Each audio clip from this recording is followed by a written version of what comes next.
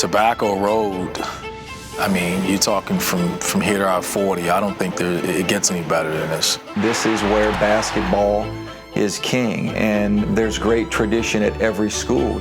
You got 4 big-time schools that are, within an hour of each other, so it does make it tough, very competitive. Wake Forest versus Carolina, Carolina Duke, NC State, all those games are the biggest games of the season. And the folks who follow Tobacco Road basketball know the history, the characters, and for my money, there's no better brand of basketball. Before Tobacco Road was Tobacco Road, it was just a 2-lane highway running through the middle of North Carolina. But at the end of World War II, an innovative high school basketball coach from Indiana named Everett Case took the reins at NC State with the mission of putting a basketball goal in every driveway, in a state that was more interested in goal posts.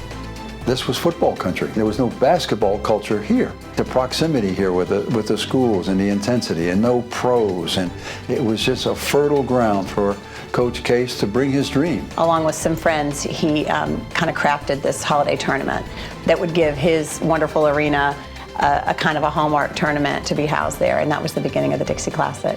It was the 4 host teams, Duke, Carolina, Wake Forest, and State, and we would all play one of these 4 very good outside teams. It was the hottest ticket in town. I mean, it was, they were insatiable for the Classic. There was nothing else like it. The basketball in those early years wasn't, anything to write home about because NC State just had a stranglehold. The people in Chapel Hill down the road started to see the success in Raleigh and said, we need our own coach who can do this. And so they found Frank McGuire, and he left St. John's. He'd been very successful there and came down and started to kind of build his own recruiting pipeline to New York. And as most people know, 56-57, put together an undefeated national championship team, and it really put North Carolina on the map. Though the state had made its mark on the national landscape, the joy was short-lived. 4 years later, Case reported suspicious behavior by his players. That blew the lid off a point-shaving scandal that implicated both NC State and UNC players. The result was a hasty halt of the Dixie Classic by UNC system president Bill Friday. We put severe restrictions on State and Carolina for a couple of years that made it very difficult for Dean Smith as he was trying to emerge with his program following Frank McGuire, who left after that situation. In spite of the obstacles, Dean Smith would lead the Tar Heels to the Final Four just 6 years later, and a national title game the year after. The groundwork was being laid for a basketball dynasty. You look up there and see some of the great players. Dean Smith was a great coach. I have so much admiration for him. And he was ahead of the game, I think. Coach Smith is the most amazing person I've ever been around in terms of, if you close your eyes and you watched our practice, you couldn't tell who were the best players by what he said. Some of the most impactful moments that his players, us, have had since leaving Carolina have been started by him, or at least empowered by him. By 1980, Tobacco Road is a 2-lane highway. North Carolina has dominated the ACC, and State has the league's only national championship in the last 20 years. But then, Mike Krzyzewski arrives at Duke.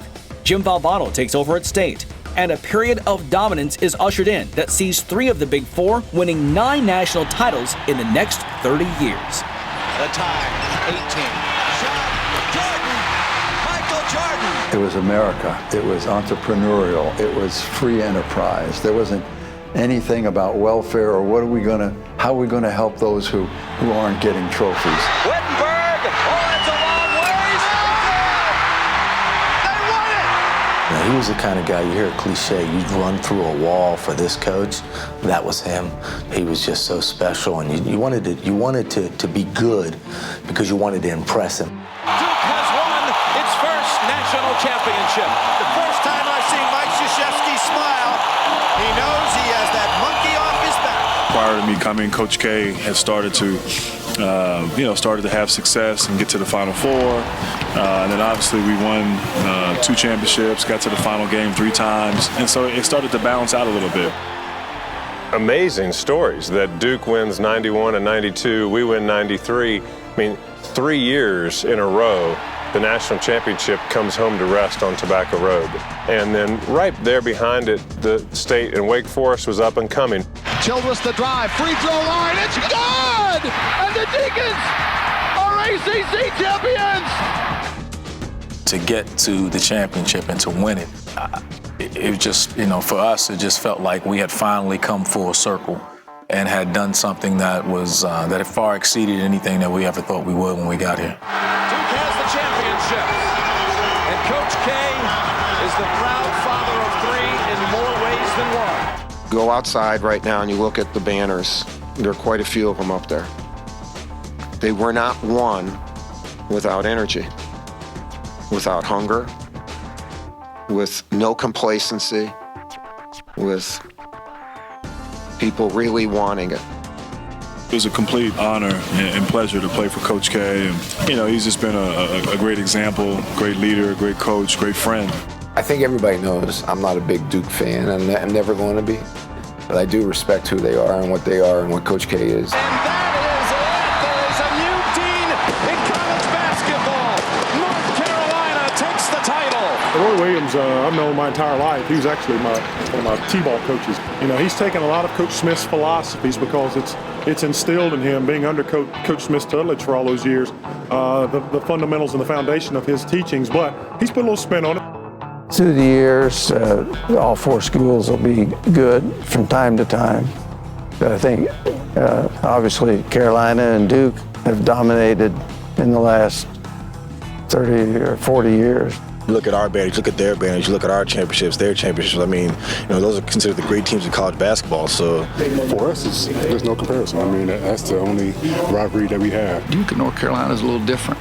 I mean, it really is. Whether, you know, and that's not a put down to anybody else whatsoever. I mean, I told you a couple weeks ago, the state game is still a huge rivalry to me. We think that we can be on the same level as Duke and Carolina, and every year play for that right. We'll be back to where we want to be, back in always in the hunt for the NCAA tournament and always, you know, in the hunt for a national championship.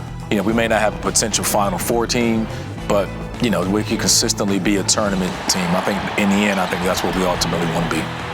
What I hope and I aspire to do is just have a small piece of history within this great, great basketball-rich tradition. Funny, I've got a lot of buddies from Wake and State, and I pull for them to get better every year because I want to see that strength in that conference. I mean, those were some great winter nights cutting the TV on and watching, you know, Duke and Wake Forest and North Carolina and Duke and North Carolina State and Wake Forest go at it. And trying to be the king of Tobacco Road was very, very important.